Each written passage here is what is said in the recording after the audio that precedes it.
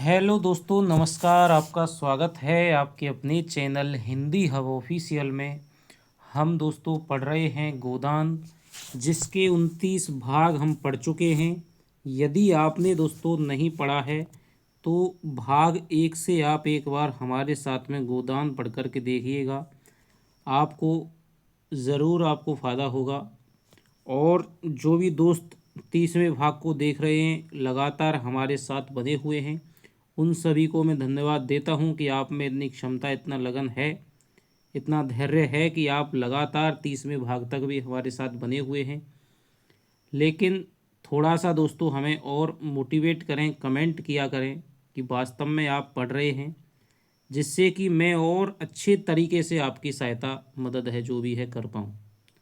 थोड़ा सा वीडियो को लाइक भी कर दिया करें, कमेंट किया करें। जो भी हो, कोई भी बात हो मन में, उसको बिल्कुल दोस्तों जैसी हो ऐसी लिख दिया करें कमेंट में।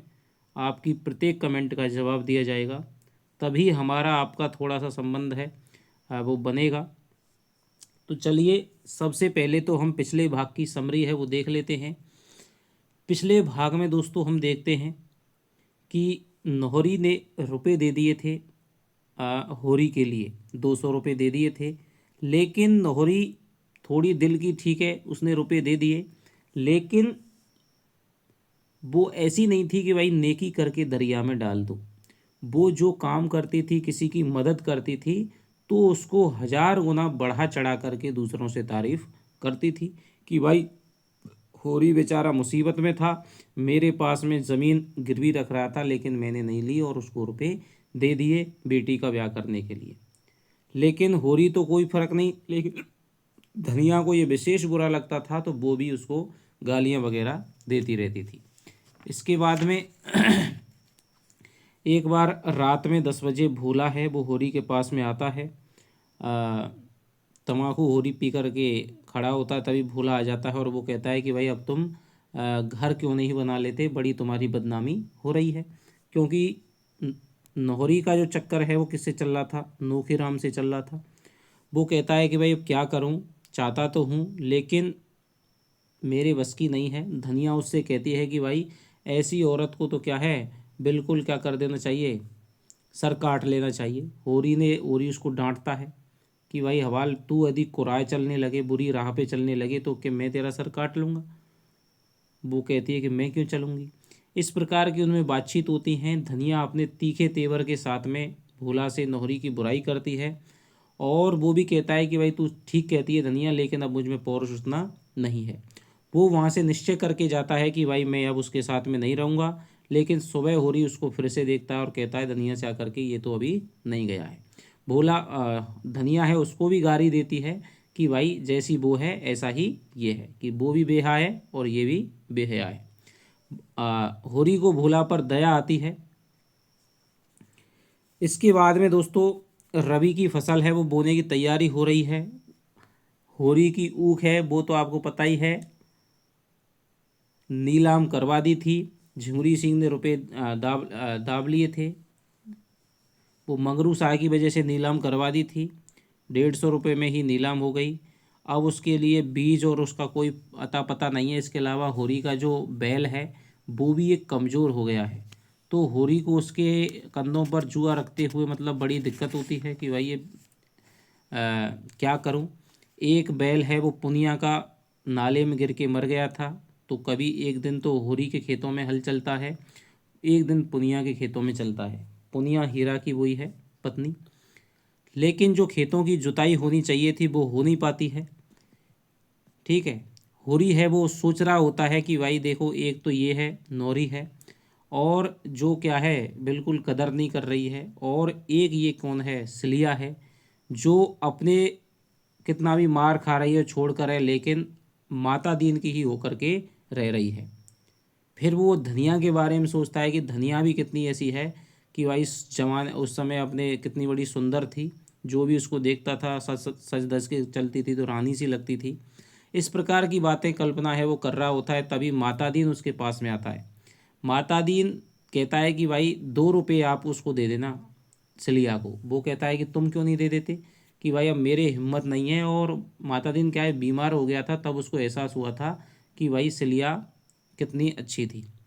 तो वो कहता है कि भाई धर्म, हालांकि हमारे लिए ब्राह्मणों के लिए धर्म ही सर्वश्रेष्ठ होता है, और मैंने इस धर्म के चक्कर में 200 300 500 का मैंने नाश करा लिया, लेकिन जब अभी एक बार मेरा धर्म भ्रष्ट हो गया तो मैं अब समाज के सामने प्रत्यक्ष होकर के रहूँगा, यानी सलिया के साथ में रहकर जीवन बिताऊँगा। इसके बाद में संध्या के टाइम पे होरी ने सलिया को रुपए दे दिए, और जब उसे पता चला कि भाई माता दीन ने ये रुपए दिए हैं तो वो बड़ी ही खुश होती है और फूली नहीं समाती है कि अब इस खुशी को कहाँ पर जाहिर करे। वो बच्चे को चूमती है, पुचकारती है, प्यार करती है, उसे माता दीन पर बड़ा ही प्रेम आता है। लेकिन अब वो इस खुशी को जा कर के किसको सुनाए? उसे याद आती है किसकी? सोना की याद आती है, जो होरी की बड़ी बेटी थी, और उसकी शादी हो गई है सोनारी गांव में। लेकिन वो तो यहाँ है नहीं, तो अब किसको सुनाए? वो मिलने का निश्चय करती है और उसी रात में बच्चे को छोड़ करके नदी को पार करके, उसे लगता है कि बह जाऊंगी, गर्दन तक पानी आ जाता है, लेकिन नदी को पार करके वो सोना के घर में पहुंचती है। अलाव के पास में थोड़ी सी अग्नि जल रही होती है, तो वहाँ पर वो अपने कपड़े सुखा रही होती है। तभी सोना का जो पति है मथुरा, वो निकल के आता है कि भाई कौन है वहाँ पर? वो कहती है कि मैं सलिया। वो कुशल क्षेम पूछता है कि सब ठीक ठाक है, कि सब ठीक ठाक है। भीतर ले जाता है, तभी जो मथुरा है उसको दबा लेता है और उससे छेड़खानी की उसकी नीयत बिगड़ जाती है। लेकिन सिलिया है वो मना करती है कि भाई मैं सोना से कह दूंगी। तब वो माफ़ी मांगता है। सिलिया देखती है कि भाई सोना है वो बड़े आराम से ज़िंदगी गुजार रही है। तभी सोना, जब मथुरा ने पकड़ रखी थी, तभी सोना वहाँ पर आ जाती है, और सोना को ये आभास हो जाता है कि ये कौन है, कि सिलिया है। उसे शंका हो जाती है कि इस समय पर ये क्यों आ गई। तो वो कहती है कि भाई तुम ज़रूर जब अभी बताओ क्या क्या बात है, क्या बात है, कैसे आई हो, नहीं तो मैं अभी गणासे से तुम्हारा सिर काट लूँगी और खुद को भी मार लूँगी। सिलिया है वो भयभीत हो जाती है और वो सारी जो की बात है वो शब्द से उसके सामने रख देती है। सोना उसको धिक्कारती है, भला बुरा कहती है कि तू तो भाई क्या है, तू तो माता दीन का तूने धर्म भ्रष्ट करवा लिया। जब ऐसा ही करना था तो उसका क्यों धर्म भ्रष्ट करवाया? घर वालों के साथ भी नहीं गई। इस तरह की बातें उसको क्या है, पूरी तरह से उसको धिक्कारती है। उसको ऐसा लगता है सिलिया को कि भाई धरती है ये फट जाए और मैं यहाँ पर इसमें ही समा जाऊँ। क्योंकि जब सोना आती है तो पहले तो टूट कर गले मिलती थी, लेकिन अब तो क्या है, वो बिल्कुल, उसे लगता है कि अब तो इसके भाव बढ़ गए हैं। उसको धिक्कारती है। सिलिया है वो उल्टे पांव लौट आती है बेचारी, और नदी में से ही क्या है, वो अपने मतलब घर के लिए आ जाती है। यहाँ तक का हमने जो भाग है वो पढ़ा था। अब हम दोस्तों तीसरा जो पार्ट है वो पढ़ने वाले हैं। चलिएगा। मिल करीब करीब पूरी जल चुकी थी। हम देखते हैं कि मिस्टर खन्ना की जो चीनी की मिल है उसमें आग लग गई थी 28वें पार्ट में, लेकिन उसी मिल को फिर से खड़ा करना होगा। मिस्टर खन्ना ने अपनी सारी कोशिशें इसके लिए लगा दी हैं। मजदूरों की हड़ताल जारी है, मगर अब उससे मिल के मालिकों की कोई विशेष हानि नहीं है। जब मिल ही नहीं रही तो अब हानि क्या होगी? नए आदमी कम वेतन पर मिल गए हैं और जी तोड़कर काम करते हैं, क्योंकि उनमें सभी ऐसे हैं जिन्होंने बेकारी के कष्ट भोग लिए हैं और अब अपना बस चलते ऐसा कोई काम करना नहीं चाहते जिससे उनकी जीविका में बाधा पड़े। चाहे जितना काम लो, चाहे जितनी कम छुट्टियां दो, उन्हें कोई शिकायत नहीं। सिर झुकाए बैलों की तरह काम में लगे रहते हैं। घुड़कियाँ, गालियाँ, यहाँ तक कि डंडों की मार भी उनमें गिलानी नहीं पैदा करती। और अब पुराने मजदूरों के लिए इसके सिवा कोई मार्ग नहीं रह गया कि वो ऐसी घटी हुई मजूरी पर काम करने आए और खन्ना साहब की खुशामद करें। पंडित ओंकारनाथ पर तो उन्हें रत्ती भर भी विश्वास नहीं है। क्यों विश्वास नहीं है? क्योंकि जब नए मजदूरों में और पुराने मजदूरों में हड़ताल हो रही थी, नए मजदूर आ गए थे मिल के पास में, तब जो सबसे पहले भागने वाले कौन थे? वहाँ पर लड़ाई होती है तब ओंकारनाथ जी सबसे पहले निकल लेते हैं। मिर्ज़ा खुर्शीद हैं वो तो लड़ते हैं, उन्हें वे अकेले दुकेले पाएँ तो शायद उनकी बुरी गत बनाएं। पर पंडित जी बहुत बचे हुए रहते हैं। चिराग जलने के बाद अपने कार्यालय के बाहर नहीं निकलते और अफसरों की खुशामद करने लगे हैं। मिर्ज़ा खुर्शीद की धाक अब भी ज्यों की त्यों है, लेकिन मिर्ज़ा जी इन बेचारों का कष्ट और उसके निवारण का अपने पास कोई उपाय न देखकर दिल से चाहते हैं कि सब के सब बहाल हो जाएं। मगर इसके साथ ही नए आदमियों के कष्ट का ख्याल करके जिज्ञासुओं से यही कह दिया करते हैं कि जैसी इच्छा हो वैसा करो। मिस्टर खन्ना ने पुराने आदमियों को फिर नौकरी के लिए इच्छुक देखा तो फिर भी अकड़ गए। हालांकि वह मन में चाहते थे कि इस वेतन पर पुराने आदमी नयों से कहीं अच्छे हैं।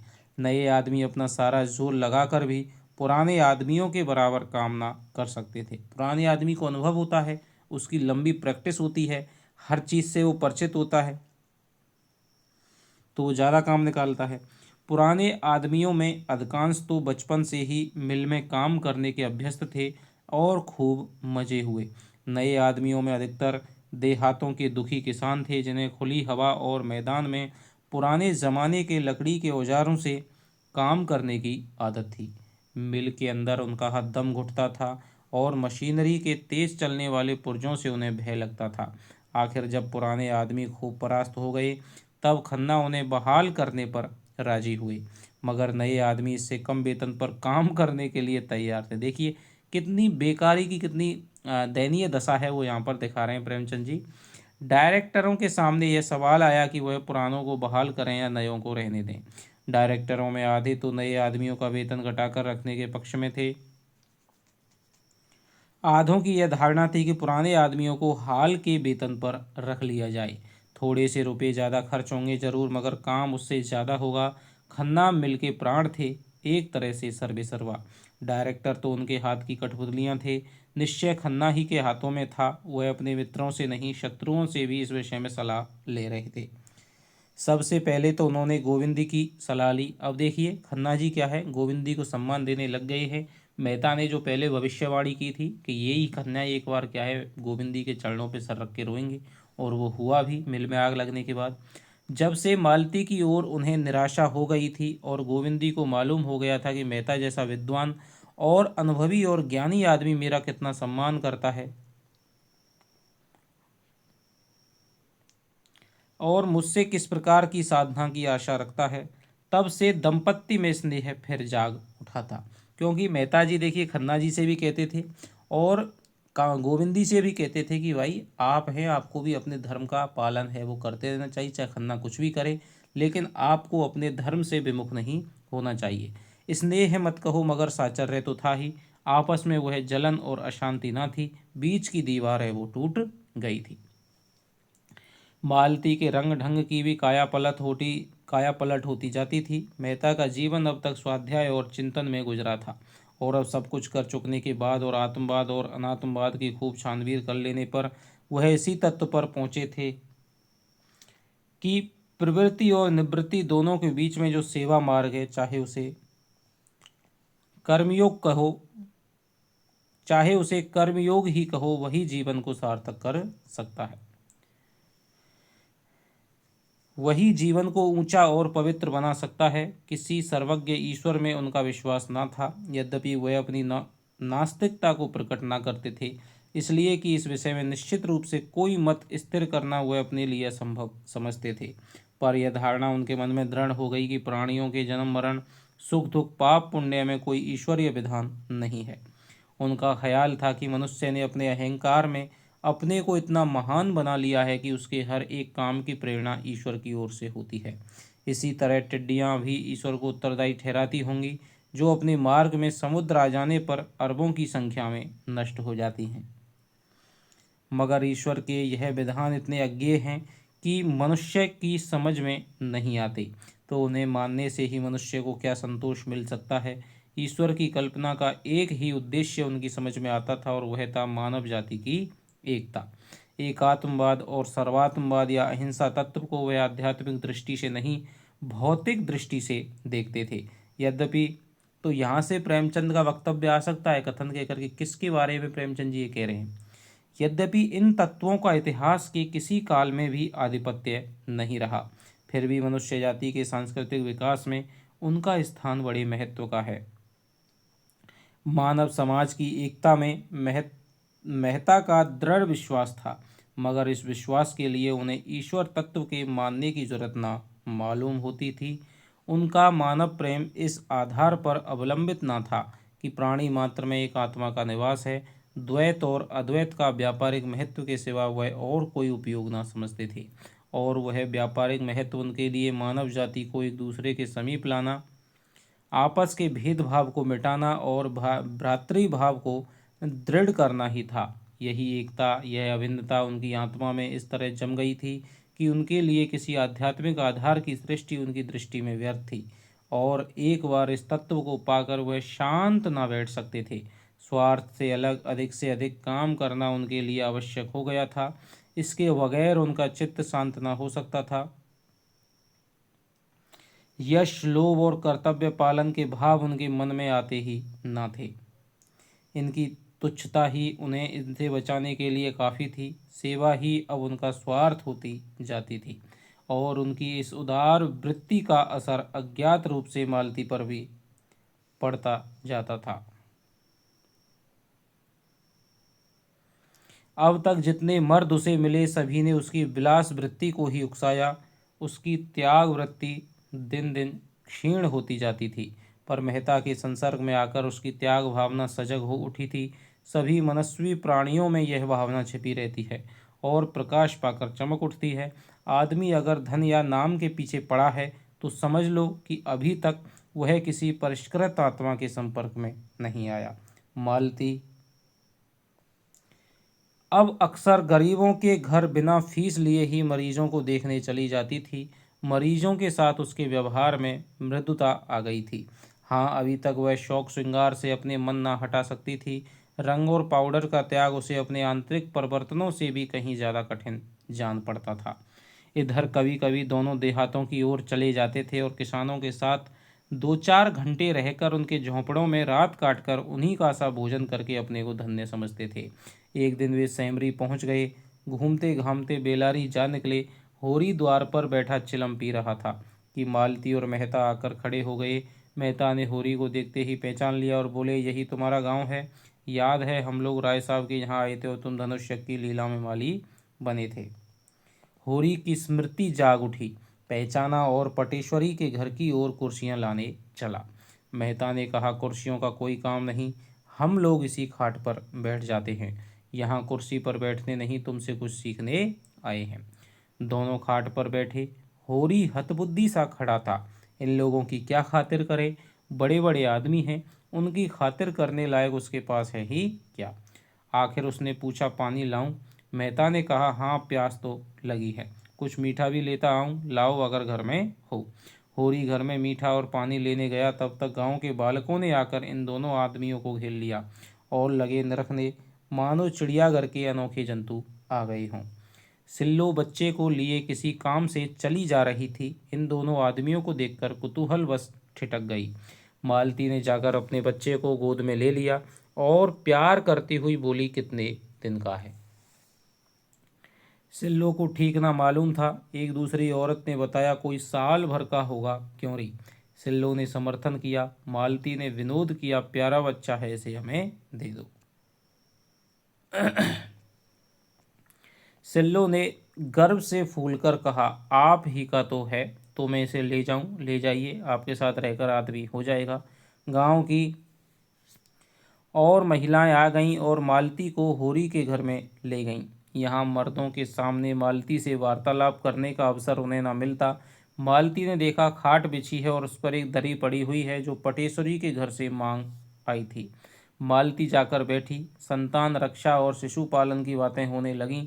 औरतें मन लगाकर सुनती रहीं। धनिया ने कहा, यहाँ सब सफाई और संयम कैसे होगा सरकार? भोजन तक का ठिकाना तो है नहीं।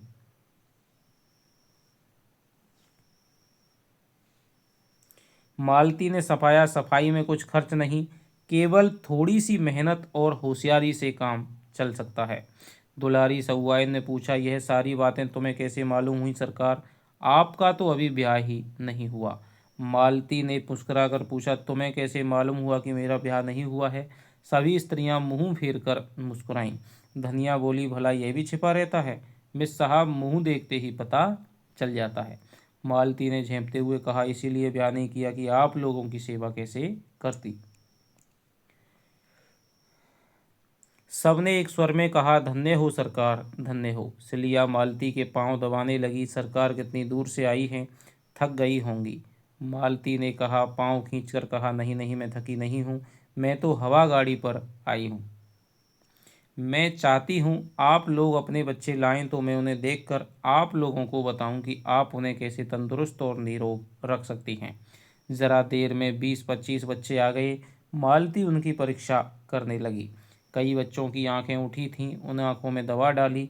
अधिकतर बच्चे दुर्बल थे। इसका कारण था माता पिता को भोजन अच्छा न मिलना।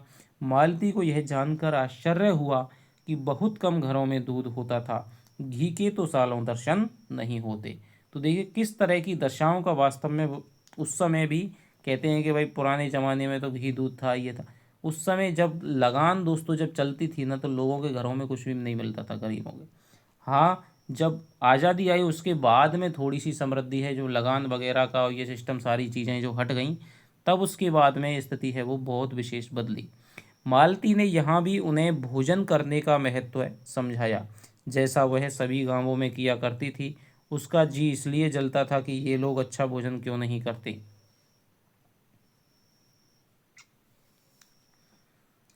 उनसे ग्रामीणों पर क्रोध आ जाता था। क्या तुम्हारा जन्म इसलिए हुआ है कि तुम मर मर कर कमाओ और जो कुछ पैदा हो उसे खा ना सको?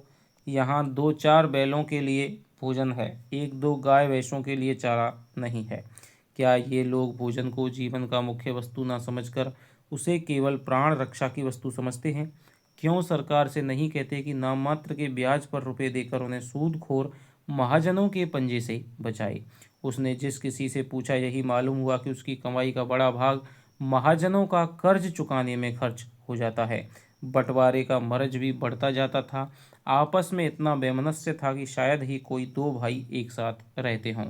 उनकी इस दुर्दशा का कारण बहुत कुछ उनकी संकीर्णता और स्वार्थपरता थी। मालती इन्हीं विषयों पर महिलाओं से बातें करती रही। उनकी श्रद्धा देख रेख कर उनके मन में सेवा की प्रेरणा और भी प्रबल हो रही थी। इस त्याग में जीवन के सामने वह विलासी जीवन कितना तुच्छ और बनावटी था।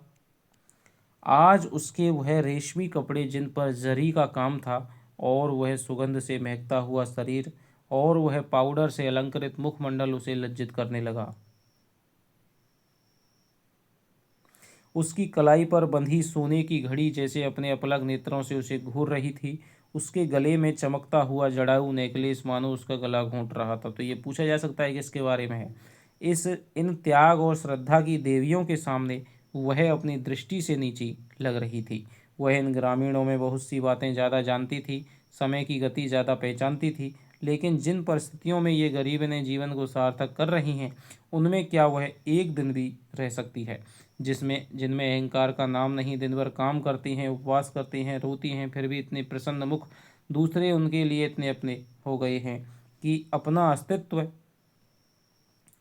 ही नहीं रहा। उनका अपनापन अपने लड़कों में, अपने पति में, अपने संबंधियों में है। इस भावना की रक्षा करते हुए इसी भावना का क्षेत्र और बढ़ाकर भावी नारीत्व का आदर्श निर्माण होगा। जागृत देवियों में इसकी जगह आत्मसेवन का जो भाव आ बैठा है, सब कुछ अपने लिए। अब देखिए मेहता के जो विचार थे नारियों के प्रति, वही भाव अब देखिए मालती है वो सोच रही है कि भाई ये अपना अपनापन अपने पति में, अपने संबंधियों में है। इस भावना की रक्षा करते हुए इसी भावना का क्षेत्र और बढ़ाकर भावी नारीत्व का आदर्श निर्माण होगा। जागृत देवियों में यानी जो पढ़ लिख गई हैं, अपने बारे में जान गई हैं, मैं इसकी जगह आत्मसेवन का जो भाव आ बैठा है, सब कुछ अपने लिए, अपने भोग विलास के लिए, उससे तो यह सुषुप्तावस्था ही अच्छी। कि भाई ये जो ग्रामीण गरीबन हैं वो तो क्या है, अपनी संतान के लिए, अपने पति के लिए, सबके लिए करना चाह रही हैं, लेकिन जो पढ़ लिख गई हैं वो क्या है, उनके लिए सर्वश्रेष्ठ क्या है, खुद ही हैं। वो नहीं किसी के लिए करना चाहती। पुरुष निर्दयी है माना, लेकिन है तो इन्हीं माताओं का बेटा।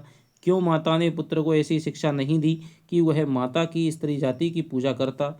इसीलिए कि माता को यह शिक्षा देनी नहीं आती, इसीलिए कि उसने अपने को इतना मिटाया कि उसका रूप ही बिगड़ गया, उसका व्यक्तित्व ही नष्ट हो गया। नहीं, अपने को मिटाने से काम ना चलेगा। नारी को समाज कल्याण के लिए अपने अधिकारों की रक्षा करनी पड़ेगी, उसी तरह जैसे इन किसानों को अपनी रक्षा के लिए इस देवत्व का कुछ त्याग करना पड़ा है। संध्या तो हो गई थी। मालती को औरतें अब तक घेरी हुई थीं उसकी बातों से, जैसे उन्हें तृप्ति ना होती थी। कई औरतों ने उससे रात को वहीं रहने का आग्रह किया। मालती को भी उनका सरल स्नेह ऐसा प्यारा लगा कि उसने उनका निमंत्रण स्वीकार कर लिया। रात को औरतें उसे अपना गाना सुनाएंगी। मालती ने भी प्रत्येक घर में जा जाकर उनकी दशा से परिचय प्राप्त करने में अपने समय का सदुपयोग किया। उसकी निष्कपट सद्भावना और सहानुभूति उन गवारेनों के लिए देवी के वरदान से कम ना थी। तो यहाँ से है वो मालती के बारे में आ सकता है कि किसके बारे में कहा गया है। उधर मेहता साहब खाट पर आसन जमाए किसानों की कुश्ती देख रहे थे और पछता रहे थे कि मिर्जा जी को क्यों न साथ ले लिया, नहीं उनका भी एक जोड़ हो जाता। उन्हें आश्चर्य हो रहा था, ऐसे प्रौढ़ और निरीह बालिकों के साथ शिक्षित कहलाने वाले लोग कैसे निर्दयी हो जाते हैं। अज्ञान की भांति ज्ञान भी सरल, निष्कपट और सुनहले स्वप्न देखने वाला होता है। मानवता में उसका विश्वास इतना दृढ़, इतना सजीव होता है कि वह इसके विरुद्ध व्यवहार को अमानुषीय समझने लगता है। यह वह भूल जाता है कि भेड़ियों ने भेड़ों को निरीहता का जवाब सदैव पंजे और दांतों से दिया है। वह अपना एक आदर्श संसार बनाकर उसको आदर्श मानवता से आबाद करता है और उसी में मगन रहता है। यथार्थता कितनी अगम्य, कितनी दुर्बोध, कितनी अप्राकृतिक है, उसकी ओर से विचार करना उसके लिए मुश्किल हो जाता है। मेहता जी इस समय इन गवारों के बीच में बैठे हुए इसी प्रश्न को हल कर रहे थे कि इनकी दशा इतनी दयनीय क्यों है। वह सत्य से आंखें मिलाने का साहस ना कर सकते थे कि इनका देवत्व ही इनकी दुर्दशा का कारण है। काश ये आदमी ज़्यादा और देवता कम होते तो यूँ ना ठुकराए जाते। देश में कुछ भी हो, क्रांति ही क्यों ना आ जाए।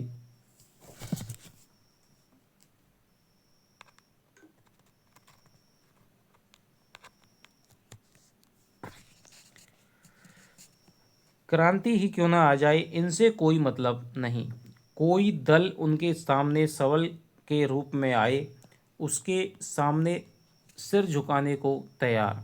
उनकी निरीहता जड़ता की हद तक पहुंच गई है जिसे कठोर आघात ही कर्मण्य बना सकता है। तो दोनों मालती और मेहता, दोनों के स्त्री और पुरुष दोनों के बारे में एक ही प्रकार के विचार कर रहे हैं। उनकी आत्मा जैसे चारों ओर से निराश होकर वह अपने अंदर ही टांगें तोड़कर बैठ गई है। उसमें अपने जीवन की चेतना ही जैसे लुप्त हो गई है।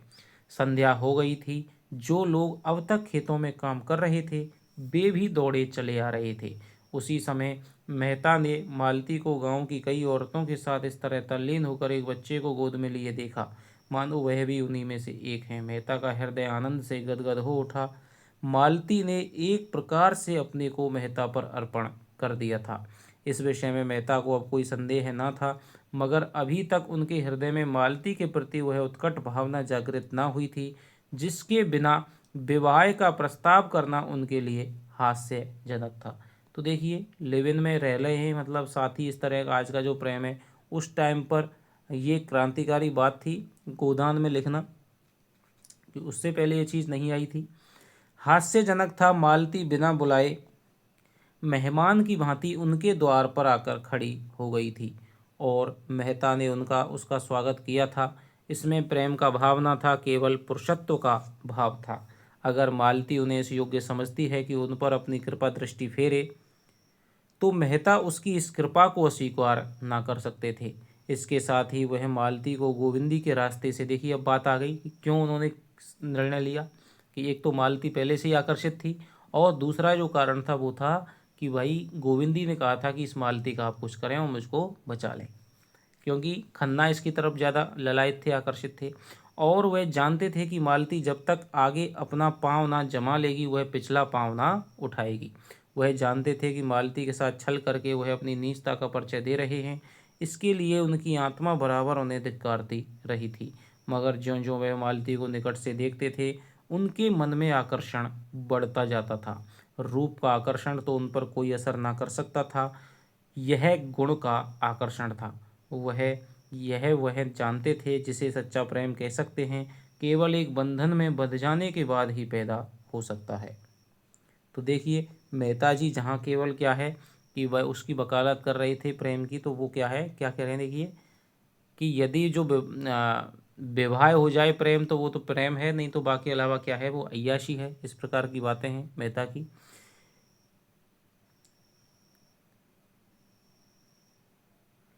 कि जिसे सच्चा प्रेम कह सकते हैं केवल बंधन में बंध जाने के बाद ही पैदा होता है। तो यहाँ पर देखिए विवाह की सार्थकता को मेहता जी स्वीकार कर रहे हैं कि विवाह के बाद ही दो लोगों में सच्चा प्रेम हो सकता है।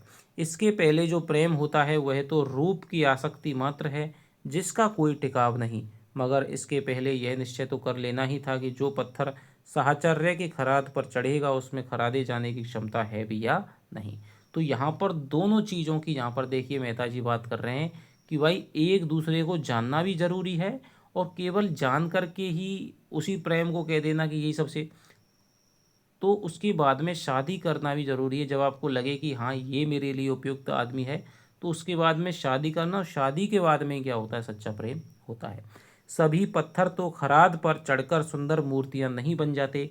इतने दिनों में मालती ने उनके हृदय के भिन्न भिन्न भागों में अपनी रश्मियां डाली थीं, पर अभी तक वे केंद्रित होकर उस ज्वाला के रूप में न फूट पड़ी थीं जिससे उनका सारा अंतस्थल प्रज्वलित हो जाता। आज मालती ने ग्रामीणों में मिलकर और सारे भेदभावों को मिटाकर इन रश्मियों को मानो केंद्रित कर दिया, और आज पहली बार मेहता को मालती से एकात्मता का अनुभव हुआ। ज्यों ही मालती गांव का चक्कर लगाकर लौटी, उन्होंने उसे साथ लेकर नदी की ओर प्रस्थान किया। रात यहीं काटने का निश्चय हो गया। मालती का कलेजा आज न जाने क्यों धक धक करने लगा। मेहता के मुख पर आज उसे एक विचित्र ज्योति और इच्छा झलकती हुई नजर आई। नदी के किनारे चांदी का फर्श बिछा हुआ था और नदी रत्न जटित आभूषण पहले मीठे स्वरों में गाती चांद को और तारों को और सिर झुकाए नींद में माते वृक्षों को अपना नृत्य दिखा रही थी। मेहता प्रकृति की उस मादक शोभा से जैसे मस्त हो गए, जैसे उनका बालपन अपनी सारी क्रीड़ाओं के साथ लौट आया हो। बालू पर कई कुलाटे मारी, फिर दौड़े हुए नदी में जाकर घुटने तक पानी में खड़े हो गए। मालती ने कहा, पानी में ना खड़े हो, कहीं ठंड ना लग जाए। मेहता ने पानी उछालकर कहा, मेरा तो जी चाहता है नदी के उस पार तैरकर चला जाऊं। नहीं नहीं, पानी से निकल आओ, मैं ना जाने दूंगी। तुम मेरे साथ ना चलोगी उस सूनी बस्ती में जहां स्वप्नों का राज्य है। मुझे तो तैरना नहीं आता। अच्छा आओ एक नाव बनाएं, उस पर बैठकर चलें। वह बाहर निकल आए। आसपास बड़ी दूर तक झाऊ का जंगल था। झाऊ कोई वृक्ष या झाड़ी होती होगी। मेहता ने जेब से चाकू निकाला और बड़ी सी टहनियाँ काटकर जमा की। कगार पर सरपत के जूट खड़े थे। ऊपर चढ़कर सरपत का एक गट्टा काट लाए और वहीं बालू के फर्श पर बैठकर सरपत की रस्सी बटने लगे। ऐसे प्रसन्न थे मानो स्वर्गारोहण की तैयारी कर रहे हों। कई बार उंगलियां चिर गईं, खून निकला। मालती बिगड़ रही थी, बार बार गांव लौट चलने के लिए आग्रह कर रही थी, पर उन्हें कोई परवाह ना थी। वही बालकों सा उल्लास था, वही अल्लड़पन, वही हट। दर्शन और विज्ञान सभी इस प्रवाह में बह गए थे। रस्सी तैयार हो गई। झाऊ का बड़ा सा तख्त बन गया। टहनियाँ दोनों सिरों पर रस्सी से जोड़ दी गई थीं। उनके छिद्रों में झाऊ की टहनियाँ भर दी गईं जिससे पानी ऊपर न आए। नौका तैयार हो गई। रात और भी स्वप्निल हो गई थी। मेहता ने नौका को पानी में डालकर मालती का हाथ पकड़कर कहा, आओ बैठो। मालती ने सशंक होकर कहा, दो आदमियों का बोझ संभाल लेगी। मेहता ने दार्शनिक मुस्कान के साथ कहा, जिस तरी पर बैठे हम लोग जीवन यात्रा कर रहे हैं वह तो इससे कहीं निस्सार है। मालती, क्या डर रही हो? डर किस बात का जब तुम साथ हो? सच कहती हो।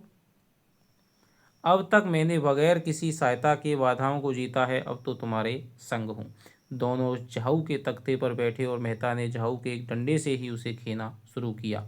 तख्ता डगमगाता हुआ पानी में चला।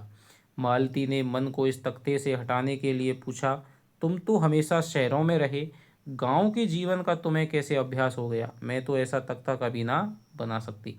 मेहता ने उसे अनुरक्त नेत्रों से देखकर कहा, शायद यह मेरे पिछले जन्म का संस्कार है।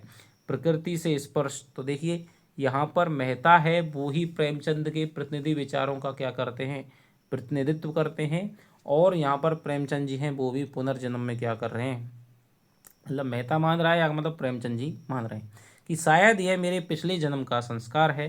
प्रकृति से स्पर्श होते ही जैसे मुझ में नया जीवन सा आ जाता है। तो यहाँ से कथन आ सकता है, नस नस में स्फूर्ति आ जाती है। एक एक पक्षी, एक एक पशु जैसे मुझे आनंद का निमंत्रण देता हुआ जान पड़ता है, मानो भूले हुए सुखों की याद दिला रहा हो। यह आनंद मुझे और कहीं नहीं मिलता मालती, संगीत के रुलाने वाले स्वरों में भी नहीं, दर्शन की ऊंची उड़ानों में भी नहीं, जैसे अपने आप को पा जाता हूँ, जैसे पक्षी अपने घोंसले में आ जाए। तख्ता डगमगाता कभी तिरछा कभी सीधा कभी चक्कर खाता हुआ चला जा रहा था। सहसा मालती ने कातर कंठ से पूछा, और मैं तुम्हारे जीवन में कभी नहीं आती? मेहता ने उसका हाथ पकड़कर कहा, आती हो, बार बार आती हो, सुगंध के एक झोंके की तरह, कल्पना की एक छाया की तरह, फिर अदृश्य हो जाती हो।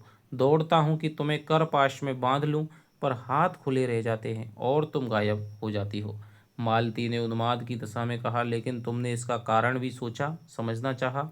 हाँ मालती, बहुत सोचा, बार बार सोचा। तो क्या मालूम हुआ?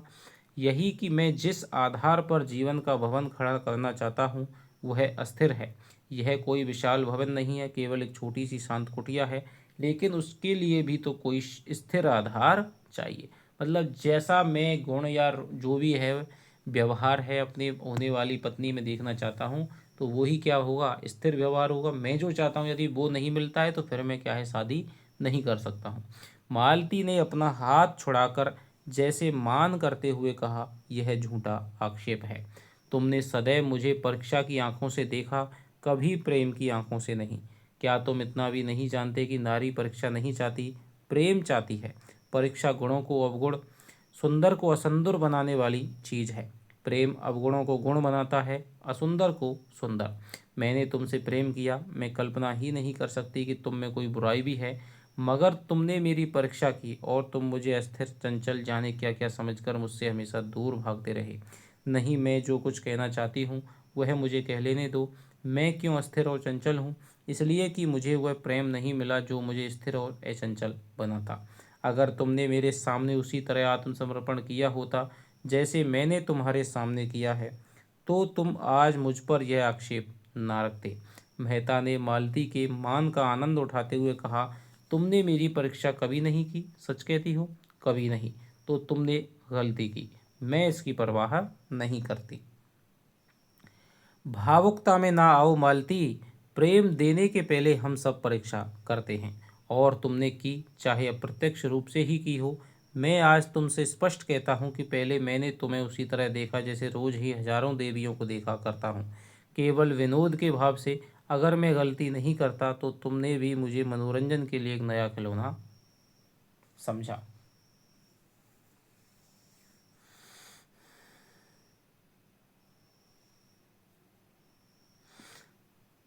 मालती ने टोका, गलत कहते हो, मैंने कभी तुम्हें इस नज़र से नहीं देखा। मैंने पहले ही दिन तुम्हें अपना देव बनाकर अपने हृदय में स्थापित कर लिया।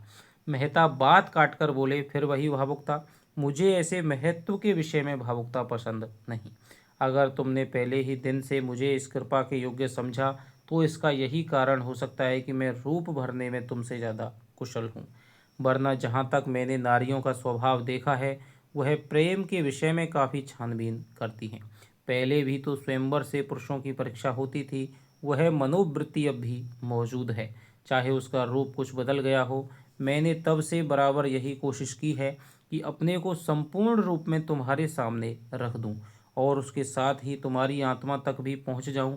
और मैं ज्यों ज्यों तुम्हारे अंतस्थल की गहराई में उतरा हूं, मुझे रत्न ही मिले हैं। मैं विनोद के लिए आया और आज उपासक बना हुआ हूँ। तुमने मेरे भीतर क्या पाया यह मुझे मालूम नहीं। नदी का दूसरा किनारा आ गया। दोनों उतरकर उसी बालू के फर्श पर जा बैठे और मेहता फिर उसी प्रवाह में बोले, और आज मैं यहाँ वही पूछने के लिए तुम्हें लाया हूँ। मालती ने कांपते हुए स्वर में कहा, क्या अभी तुम्हें मुझसे यह पूछने की जरूरत बाकी है? हाँ, इसीलिए कि मैं आज तुम्हें अपना वह रूप दिखाऊंगा जो शायद अभी तक तुमने नहीं देखा और जिसे मैंने भी छिपाया है। अच्छा, मान लो मैं तुमसे विवाह करके कल तुमसे बेवफाई करूं,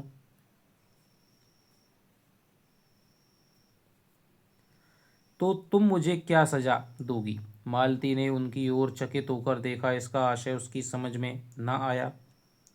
ऐसा प्रश्न क्यों करते हो? मेरे लिए यह बड़े महत्व की बात है। मैं इसकी संभावना नहीं समझती। संसार में कुछ भी असंभव नहीं है। बड़े से बड़े महात्मा भी एक क्षण में पतित हो सकता है। मैं उसका कारण खोजूंगी और उसे दूर करूंगी। मान लो मेरी आदत ना छूटे, फिर मैं नहीं कह सकती क्या करूंगी, शायद विष खाकर सो रहूं। लेकिन यदि तुम मुझसे यही प्रश्न करो तो मैं उसका दूसरा जवाब दूंगा। मालती ने सशंक होकर पूछा, बतलाओ। मेहता ने दृढ़ता से कहा, मैं पहले तुम्हारा प्राणांत कर दूंगा, फिर अपना। मालती ने जोर से कह कहा मारा और सिर से पांव तक सिहर उठी। उसकी हंसी केवल उसके सिहरन को छिपाने का आवरण थी। मेहता ने पूछा, तुम हंसी क्यों? इसलिए कि तुम ऐसे हिंसावादी नहीं जान पड़ते। नहीं मालती, इस विषय में मैं पूरा पशु हूँ और उस पर लज्जित होने का कोई कारण नहीं देखता। देखिए, यहाँ से कथन पूछा सकता है किसके बारे में है। आध्यात्मिक किसका है? आध्यात्मिक प्रेम और त्याग में प्रेम और निस्वार्थ प्रेम, जिसमें आदमी अपने को मिटाकर केवल प्रेम का के लिए जीता है, उसके आनंद से आनंदित होता है और उसके चरणों पर अपनी आत्मा समर्पण कर देता है, मेरे लिए निरर्थक शब्द हैं। मैंने पुस्तकों में ऐसी प्रेम कथाएं पढ़ी हैं जहाँ प्रेमी ने प्रेम का के नए प्रेमियों के लिए अपनी जान दे दी है, मगर उस भावना को मैं श्रद्धा कह सकता हूँ, सेवा कह सकता हूँ, प्रेम कभी नहीं। प्रेम सीधी सादी गऊ नहीं है, खूंखार शेर है जो अपने शिकार पर किसी की आंख भी नहीं पड़ने। तो बहुत ही शानदार यहाँ से कथन है कि प्रेम क्या है? सीधी सादी गऊ नहीं है, खूंखार शेर है जो अपने शिकार पर किसी की आंख भी नहीं पड़ने देता। मालती ने उनकी आंखों में आंखें डालकर कहा, अगर प्रेम खूंखार शेर है तो मैं उससे दूर ही रहूंगी। मैंने तो उसे गाय ही समझ रखा था। मैं प्रेम को संदेह से ऊपर समझती हूँ। वह देह की वस्तु नहीं है, आत्मा की वस्तु है। संदेह का जहाँ जरा भी स्थान नहीं, और हिंसा तो संदेह का ही परिणाम है। वह संपूर्ण आत्मसमर्पण है। उसके मंदिर में तुम परीक्षक बनकर नहीं, उपासक बनकर ही वरदान पा सकती हो। तो ये मालती का भी अच्छा कथन है। वह उठकर, तो देखिए क्या कह रही है कि भाई कि उसके मंदिर में तुम परीक्षक बनकर के नहीं, बल्कि क्या बनकर के? उपासक बनकर के ही वरदान पा सकते हो। वह उठकर खड़ी हो गई और तेजी से नदी की तरफ चली, मानो उसने अपना खोजा हुआ मार्ग पा लिया हो। तो कह रही है कि भाई यदि प्रेम खूंखार शेर है, यदि तुम्हारे इस तरह के विचार हैं, तो मैं क्या है, उससे दूर ही रहना चाहूँगी। ऐसी स्फूर्ति का उसे कभी अनुभव ना हुआ। उसने स्वतंत्र जीवन में भी अपने में एक दुर्बलता पाई थी जो उसे सदैव आंदोलित करती रहती थी, सदैव अस्थिर रखती थी। उसका मन जैसे कोई आश्रय खोजा करता था जिसके बल पर टिक सके, संसार का सामना कर सके। अपने में उसे यह शक्ति ना मिलती थी। बुद्धि और चरित्र की शक्ति देखकर वह उसकी ओर ललायत हो जाती थी। पानी की भांति हर एक पात्र का रूप धारण कर लेती थी। उसका अपना कोई रूप ना था। उसकी मनोवृत्ति अभी तक किसी परीक्षार्थी छात्र की सी थी। छात्र को पुस्तकों से प्रेम हो सकता है और हो जाता है, लेकिन वह पुस्तक के उन्हीं भागों पर ज़्यादा ध्यान देता है जो परीक्षा में आ सकते हैं। उसकी पहली गरज परीक्षा में सफल होना है, ज्ञानार्जन इसके बाद। अगर उसे मालूम हो जाए कि परीक्षक बड़ा दयालु है या अंधा है और छात्रों को यूं ही पास कर दिया करता है, तो शायद वह पुस्तकों की ओर आंख उठाकर भी ना देखे। मालती जो कुछ करती थी मेहता को प्रसन्न करने के लिए, उसका मतलब था मेहता का प्रेम और विश्वास प्राप्त करना, उसके मनोराज्य की रानी बन जाना। लेकिन उसी छात्र की तरह अपनी योग्यता का विश्वास जमा कर लियाकत आ जाने से परीक्षक आप ही आप उससे संतुष्ट हो जाएगा, इतना धैर्य उसे ना था। मगर आज मेहता ने जैसे उसे ठुकरा कर उसकी आत्मशक्ति को जगा दिया। मेहता को जब से उसने पहली बार देखा था, तभी से उसका मन उसकी ओर झुका हुआ था। उसे अब वह परिचितों में सबसे समर्थ जान पड़े। उनके परिष्कृत जीवन में बुद्धि की प्रखरता और विचारों की दृढ़ता ही सबसे ऊंची वस्तु थी। धन और ऐश्वर्य को तो वह केवल खिलौना समझती थी जिसे खेलकर लड़के तोड़ फोड़ डालते हैं। रूप में भी अब उसके लिए विशेष आकर्षण न था। यद्यपि कुरूपता के लिए घृणा थी, उसको तो अब बुद्धि शक्ति ही अपनी ओर झुका शक्ति थी, जिसके आश्रय में उसमें आत्मविश्वास जगे, अपने विकास की प्रेरणा मिले, अपने में शक्ति का संचार हो, अपने जीवन की सार्थकता का ज्ञान हो। मेहता के बुद्धि बल और तेजस्विता ने उसके ऊपर अपनी मोहर लगा दी। तब से वह अपना संस्कार करती चली जाती थी। जिस प्रेरक शक्ति की उसे जरूरत थी वह मिल गई थी और अज्ञात रूप से उसे गति और शक्ति दे रही थी। जीवन का नया आदर्श जो उसके सामने आ गया था, वह अपने को उसके समीप पहुंचने की चेष्टा करती हुई, सफलता का अनुभव करती हुई उस दिन की कल्पना कर रही थी जब वह और मेहता एकात्म हो जाएंगे, और यह कल्पना उसे और भी दृढ़ और निष्ठ बना रही थी। मगर आज जब मेहता ने उसकी आशाओं को द्वार तक लाकर प्रेम का वह आदर्श उसके सामने रखा, जिसमें प्रेम को आत्मा और समर्पण के क्षेत्र से गिराकर भौतिक धरातल तक पहुंचा दिया गया था, जहां संदेह और ईर्ष्या और भोग का राज है, तब उसकी परिष्कृत बुद्धि आहत हो उठी और मेहता से जो उसे श्रद्धा थी, उसे एक धक्का सा लगा, मानो कोई शिष्य अपने गुरु को कोई नीच कर्म करते देख ले। उसने देखा मेहता की बुद्धि प्रखरता प्रेम तत्व को पशुता की ओर खींच लिए जाती है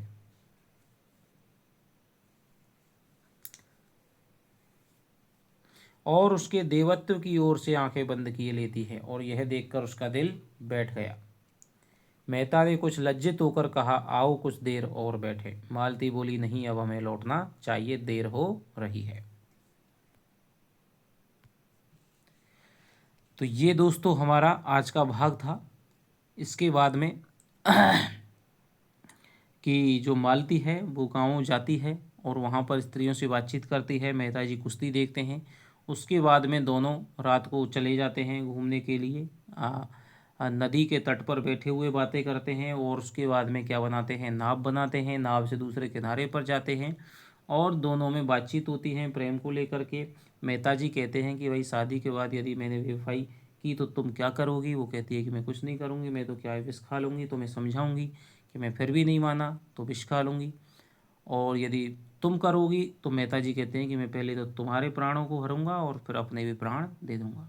तो इस प्रकार की सच्चाई को मेहता जी कहते हैं कि भाई ये सच्चाई मैंने किसी को बताई नहीं है, लेकिन बताना चाहता हूँ, क्योंकि मैं तो, मेरी नज़रों में तो प्रेम का यही मूल्य है। मैं आदर्शवादी थोती थोती फैंटेसी कल्पना नहीं करता हूँ। तो मालती को मेहता की इस प्रकार की बातों से तृष्णा हो जाती है। वो मेहता को ऐसा समझती थी कि भाई ये तो बहुत अच्छे हैं। इस प्रकार का आदमी जो इससे सोच रखता है तो उसे तृष्णा हो जाती है, उसे अपने अंदर से क्या है, कोई एक ऊर्जा मिल जाती है। तो और हम ढंग से दोस्तों अगले भाग में इसको देखने वाले हैं। तो चलिए, कोई भी आपका दिक्कत हो, कमेंट करके बताइएगा। अगले भाग मिलते हैं, तब तक दोस्तों बाय बाय, जय हिंद, जय भारत।